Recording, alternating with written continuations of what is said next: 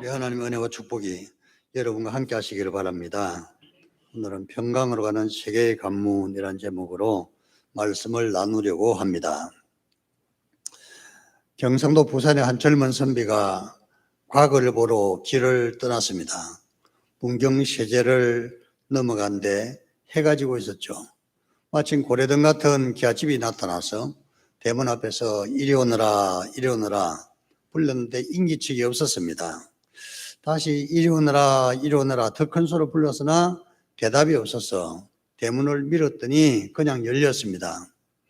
그 순간 수십 마리의 이리떼가 나타나서 선비를 물어뜯고 그래서 선비는 도망을 쳤습니다. 문경세제에는 관문이 3개가 있는데요. 제3관문에서 제1관문까지 걸어만 날 살리라 하고 도망을 쳐서 살펴보니까 몸은 이리 이빨 자국으로 엉망진창이었던 것입니다. 과거심을 포기하고 집으로 돌아간 이 선비가 이리대에게 복수하기 위해서 무술을 연마했다고 합니다. 1년이 지나서 다시 작년에 그 길을 가게 되었는데 옛날에 그 집에 서서 이리 오느라 고함을 질렀더니 여전히 아무도 나타나지 않았습니다. 대문을 발로 뻥 차고 들어가 보니까 이리떼들이 보이질 않았습니다. 이 대청 바로 밑에 보니까 일이 비슷한 것이 하나 있어서 끄집어내서 몽둥이로 죽도록 팼는데 깨갱하면서 나는 이리가 아니고 개유 그러더래요. 이 일을 제가 이야기하는 것은 문경세제에 3개의 관문이 있어서 그 관문 이야기를 하려고 말씀드리는 겁니다. 옛날에 경상도 선비들이 서울로 과거 시험을 보려면 이 문경세제를 넘어가야 하고 문경세제에는 3개의 관문이 있는 것입니다. 옛날에 제가 학교에 있을 때 아이들 데리고 걷기 훈련을 그곳에 갔는데 한참 걸어가다 보니까 영남 제1관 하는 그런 문이 나오더라고요. 제1관문인데요.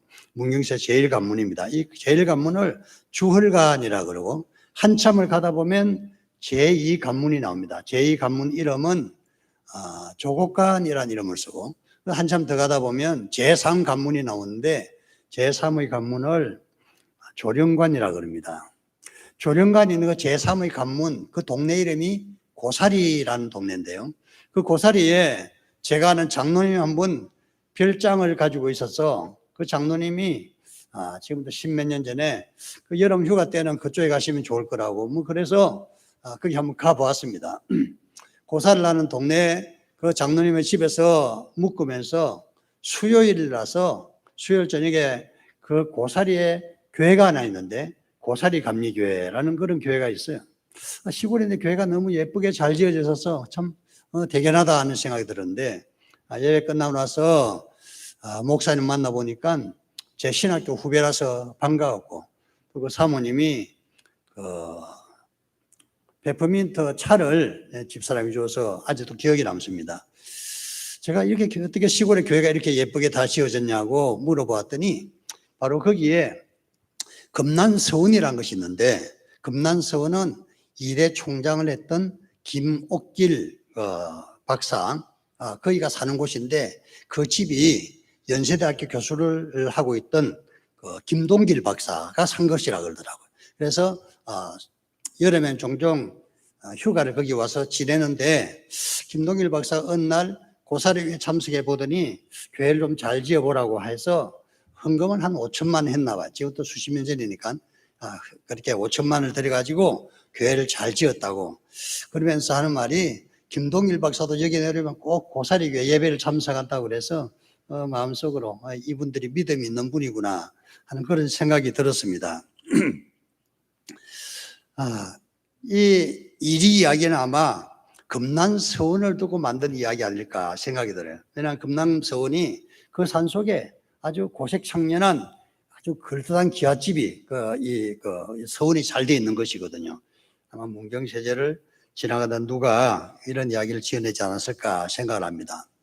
어쨌든 문경세제를 넘어서야 서울로 갈 수 있고 서울에 가야 과거심을 볼 수 있고 출세할 수 있는 것입니다. 이처럼 우리가 믿음 생활하는 데 있어서 평강이라는 그곳에 도착하려면 이 평강을 또 다른 말로 행복이라고 볼 수 있는데 행복한 신앙생활을 하는 그곳에 가려면 조령 제1관, 조령 제2관, 조령 제3 관문을 통과해야 서울에 갈 수 있듯이 우리 믿음 생활도 관문을 하나하나 통과해야 제대로 평강의 길에 이르지 않겠는가 하는 그런 생각이 듭니다. 구약 성경에서 평강이란 단어는 샬롬이란 단어고요. 신약 성경에서 에레네라는 단어를 쓰는데 이것은 행복이란 뜻입니다. 만약에 누가 샬롬 그러면 행복하세요라는 그런 인사인 것입니다. 하나님께 주시는 평강을 얻으려면 어떻게 해야 될까요? 우리가 평강을 얻으려고 그러면은 오늘 말씀에 그 힌트가 있는 것입니다. 말씀을 유심히 경청하셔서 세계의 관문을 잘 통과하셔서 평강의 문을 평강의 길에 이르시고 행복이 가득한 성도들이 되시기를 주님 이름으로 축원합니다. 첫 번째로 평강이라는 첫 번째 관문은 관용이라는 관문입니다. 오늘 말씀에 보면 너희 관용을 모든 사람에게 알게 하라. 모든 사람이 관용을 알게 하라는 이 말씀은 모든 사람이 그대를 볼 때 저분은 관용이 있는 분이다 하는 분으로 이해하라는 그런 뜻이 되겠습니다. 관용이란 너그러운 마음이요 이해하는 마음이라고 보겠습니다. 이 관용을 가장 우리에게 잘 보여주는 이 말씀이 아마 누가복음 15장에 나오는 집 나간 아들의 비유가 아닐까 생각을 합니다.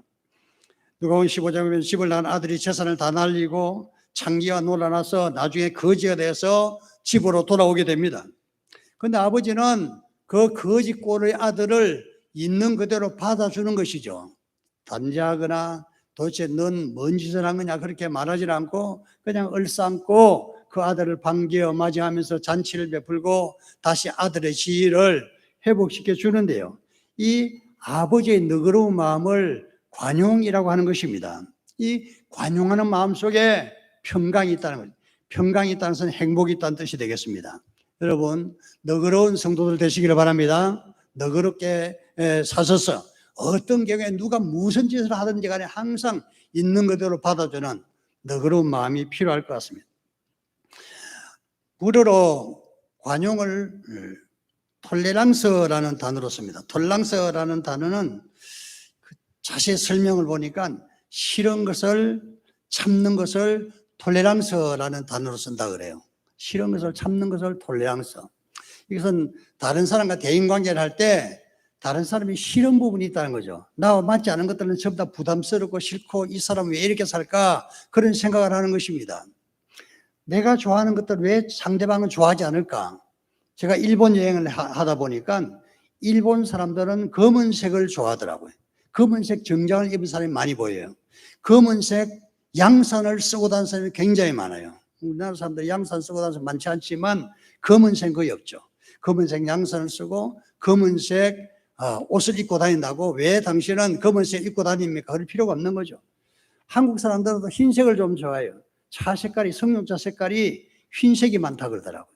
내가 흰색을 좋아하고 다른 사람이 검은색을 좋아하면 있는 그대로 받아주는 것이지 흰색을 좋아하는 내가 검은색을 좋아하는 사람이 너는 왜 검은색을 좋아하는 흰색을 좋아해라 그럴 필요가 없다는 것입니다. 톨랑스라는 단어는 다른 사람이 내 마음에 맞지 않는 것을 참아주는 것이라고 그래요. 참아주는 것. 이것이 관용과 통하는 것입니다. 관용이라는 것은 뭐냐? 내 마음에 안 드는 어떤 사람들의 내가 싫어하는 것을 참아주는 것. 참는 것이 뭐냐 하면은 고린도전서 13장 4절에 보면 사랑은 오래 참고 이렇게 말씀하셔서 사랑이란 무엇이냐? 다른 사람이 싫은 것, 내가 싫은 것을 참는 것을 사랑이라고 그래요. 내 자녀가 내 아들, 딸이 내 마음에 들지 않는 것, 그것을 참아주는 것이고 또 세상 살다 보면 직장 생활하다 보면은 내 마음에 안 들게 처신하는 사람들이 있는 것입니다. 그런 것도 참아줘야 되는 거죠. 왜냐하면 사람들은 얼굴 생김만큼이나 모두가 다 생각이 다르기 때문에 그런 것입니다. 관용의 또 하나의 뜻은 나와 다른 것을 이해하고 인정해 주는 것입니다. 일본 드라마 중에서 체인지라는 드라마가 있었는데요. 체인지라는 드라마가 어떤 드라마인지 저는 보지를 못했어요. 근데 제가 설교 준비하다가 이게 또 뭔가 하고 제가 자세히 살펴봤습니다. 체인지라는 드라마가 나오는데 거기에는 나이가 35살 먹은 초등학교 선생을 하다가 갑자기 정계에 들어와서 의원이 되고 일본의 여당에서 총재가 되면은 총리가 되는 것입니다. 여러 사람들의 이해관계가 엇물려서 이 사람을 총리로 만들어버렸죠. 사람들이 젊은 총리를 만들 때는 꼭두각시일 거라고 생각했는데 젊은 총리가 소신껏 잘하더라 이겁니다. 그런데 우리나라도 그렇지만 미국과 무역 협상을 하는데 통상마찰 때문에 일본이 미국에 지나치게 이익을 많이 보기 때문에 통상 문제로 이제 미국 협상단과 일본의 협상단이 타협을 하기 위해서 협상을 하게 되었는데 며칠 동안 협상을 해도 한 걸음도 나아가지 않았던 것입니다. 그래서 보고 답답하게 여긴 총리가 통상 대표들을 모아놓고 자기 이야기를 좀 했습니다. 아시다시피 저는 초등학교 5학년 담임이었습니다. 그런데 아이들이 시도 때도 없이 싸웠습니다. 싸우는 이야기를 들어보면 아무것도 아닌 문제를 가지고 싸우더라 이겁니다.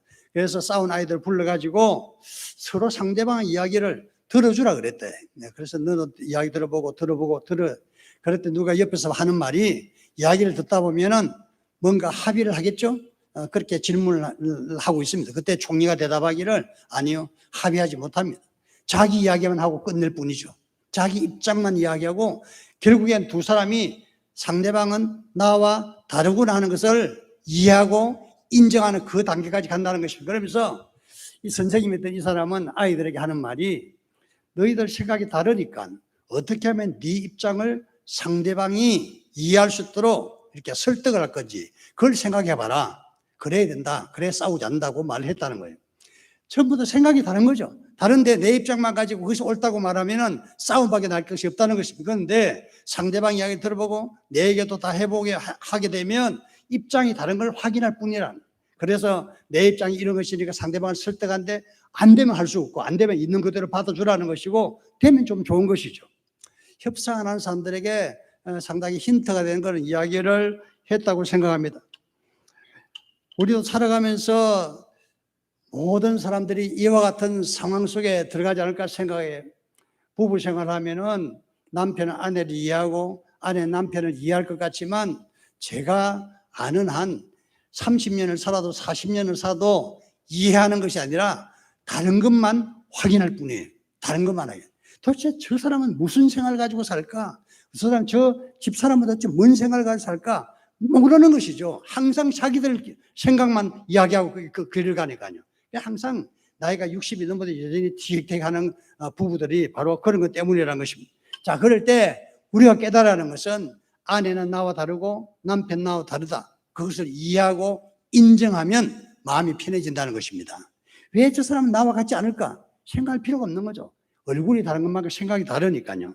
자, 관용이라는 것은 다른 사람이 나와 다르다는 것을 이해하고 인정하면서 그대로 받아주는 것, 그것을 말하는 것입니다. 너그러운 마음이 있어 그것이 가능한 것이죠. 관용이 있는 성도들 되시기를 바랍니다. 관용을 가질 때 우리는 평강에 이르는 제1관문을 통과하는 것입니다. 두 번째로 평강을 하는 두 번째 관문은 기도라는 것입니다. 모든 일에 기도와 간구로 너희 구할 것을 감사함으로 하나님께 아뢰라, 그렇게 말씀했습니다. 그럼 하나님 평강이 우리와 함께 하실 것이라, 그렇게 말씀합니다. 기도할 때 기도라는 것이 우리가 평강에 이르는 두 번째 관문이라는 것입니다. 제가 통상적으로 기도에 대한 것과 전혀 다른 것을, 새로운 것을 여러분에게 말씀드릴 겁니다. 기도라는 것은 보통 우리가 기도를 드릴 때 손을 모으고 기도하는 방법이 있고 팔을 벌리고 기도하는 방법이 있습니다. 옛날에는 팔을 벌리고 주로 기도했다 그래요. 그런데 어느 순간부터 손을 모으고 기도하는 것이 정서인 것처럼 보이지만 꼭 그런 것이 아니라 그래요. 브라질 리우데자네이루라는 수도에는 두 팔 벌린 그리스도상이라는 거대한 동상이 있습니다. 그 높이가 무려 30m가 되는데 비행기를 타고 브라질 상공에 도착하게 되면 거대한 팔을 벌린 그리스도의 상을 발견하게 됩니다. 그것이 바로 리우의 상징이 되었습니다. 이렇게 팔을 벌리고 서 계신 그리스도가 의미하는 것은 내 품에 모두 다 안겨라 하는 그런 뜻이라고 합니다. 우리가 기도해서 하나님을 향해서 팔을 벌릴 때 그 팔을 벌리고 하나님 품에 안기는 것을 뜻한다 그래요. 여러분, 내가 기도하는 것은 다른 것이 아니라 내 영혼이 하나님 품에 안기는 것입니다. 여러분, 하나님 품에 안기시기를 바랍니다. 그때 우리 마음이 편안해지는 것입니다. 하나님 품에 안길 때 편안해지는 거예요. 어린아이가 부모님 품에 안길 때 편안해지듯이 우리 어린 영혼들이, 우리 성도들이 하나님 품에 안길 때 거기에 참된 평강이 있는 것입니다. 이 은혜를 제대로 깨달으시기를 바랍니다. 2002년도 한일 월드컵 때에 박지성이라는 선수가 천금 같은 골을 넣은 이후에 너무 기뻐서 쏜살같이 달려간 곳이 있는데 바로 벤치 쪽이었죠. 벤치 쪽 달려가는데 그 벤치 쪽에 누가 손을 벌리고 있었죠. 박지성이 뛰어가서 그 팔을 벌리고 있는 그 사람에게 덥석 안겼습니다. 팔을 벌리고 있는 사람은 히딩크라는 감독입니다. 감독에 덜썩 안겨서 서로 좋아하고 그렇게 했습니다. 그리고 놀랍게도 황선홍이라는 선수도 골을 넣었는데요. 황선홍 선수도 골 넣고 제정신이 아니었죠. 그냥 정신없이 벤치로 달려갔는데 그때도 히딩크가 팔을 벌리고 있었습니다. 그런데 히딩크 옆에 박항수도 팔을 벌리고 있었어요. 황선홍이는 히딩크에게 안긴 것이 아니라 박항수를 벌썩 안았어요. 그래서 자기들끼리 얼싸안고 좋아했습니다. 그런데요, 그 한일 월드컵이 끝난 이후에 박지성이는 네덜란드 프로축구팀에 스카웃됐어. 누구 소개로? 히딩크 소개로 네덜란드 프로축구팀에서 활약을 해서 그 이후에 영국의 명문 맨유에 가서 거기에서 대대적인 활동을 하고 세계적인 스타가 된 것이죠. 많은 연봉을 받아서 돈도 벌고 아름다운 아가씨와 결혼도 했습니다. 그 후에 황선홍이는 어떻게 됐을까요? 박항서를 안던 황선홍이가 그 후에 신문기자와 인터뷰할 때 이런 말을 했어요. 내 일생의 가장 후회스러운 순간은 그때 히딩크를 외면하고 박항서에게 안긴 것이다 그랬어요. 왜냐하면 황선홍이는 2002 월드컵이 끝난 이후에 그 어떤 프로팀에서 스카웃 받지를 못했고 고액의 연봉을 받지도 못했고 돈도 많이 벌지 못했고 그래서 후회했던 것입니다. 순간적으로 히딩크에게 안길 것이냐 박항서에게 안길 것이냐 그것이 그들의 일생을 결정짓는 결정적인 중요한 순간이었다는 것입니다. 우리가 하나님 품에 안길 것이냐 세상 품에 안길 것이냐 그것은 우리 자신들의 선택 몫입니다. 항상 하나님 품에 안기시기를 바랍니다. 우리가 기도한다는 것은 내 영혼을 하나님 품 속에 하나님 품에 안기는 그런 작업입니다. 이 은혜가 우리 모두에게 충만하시기를 주님 이름으로 축원합니다. 또한 우리가 기도한다는 것은 손을 모으고 기도할 때가 있는데 손을 모으고 기도하는 것은 내 마음의 소원을 하나님께 아뢰는 것입니다.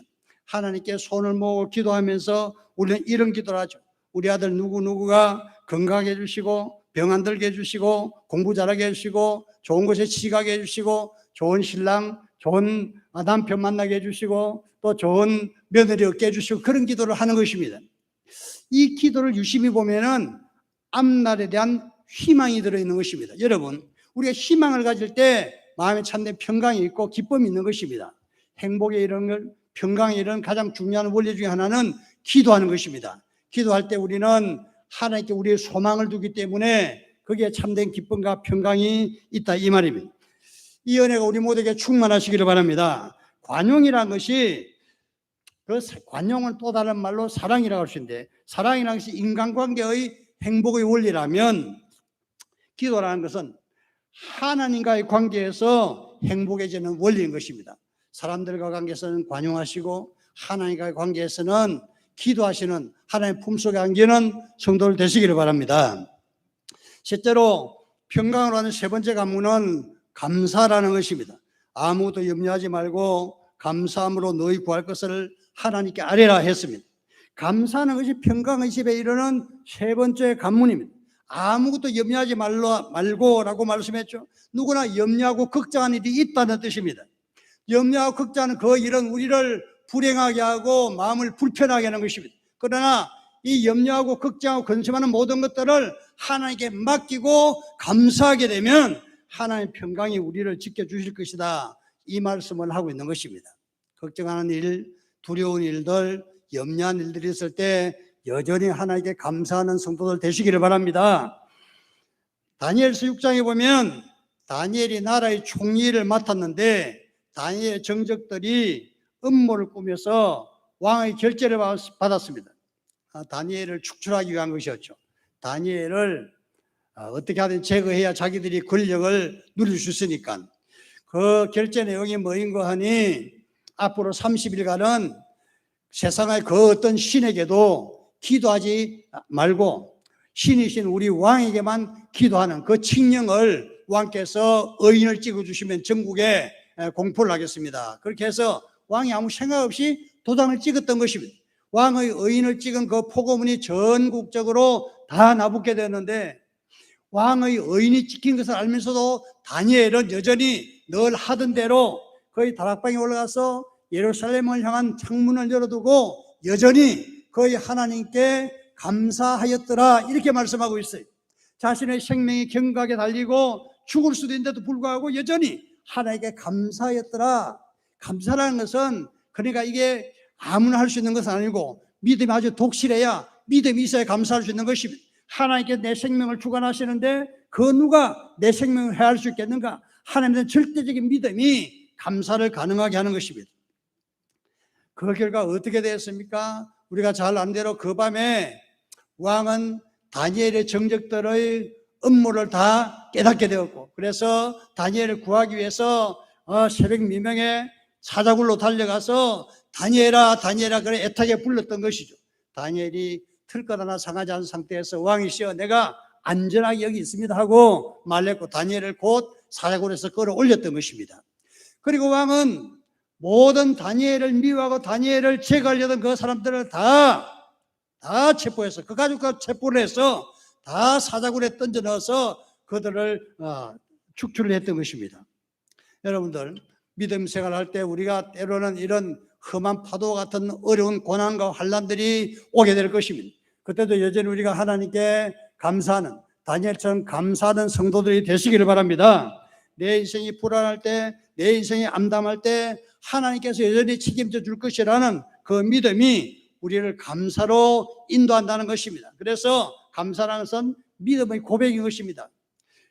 이 평강한 제3 관문은 바로 감사라는 것입니다.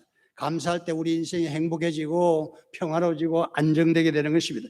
이 은혜가 우리 모두에게 충만하시기를 바랍니다. 설교를 준비하면서 제가 제 주변에는 수많은 사람들을 생각을 해보았습니다. 그 생각을 해보면서 정말 생각해보면 감사한 일이 많겠다, 감사한 일이 많다는 그런 것을 느꼈습니다. 우리 아들을 생각해도 감사하고, 딸을 생각해도 감사하고, 집사람을 생각해도 감사하고, 우리 교회 성도들을 생각해도 감사하고, 그래서 감사하는 것은 표현을 하는 게 좋겠다 생각해서 집사람을 불러서 여보, 그랬죠. 왜 그래요? 그래서 내가 여보 나와 살아서 고마워요. 네, 그랬더니 생뚱맞게 뭐 그런 말 하나 생각하지만 기분 좀 좋은 것 같아요.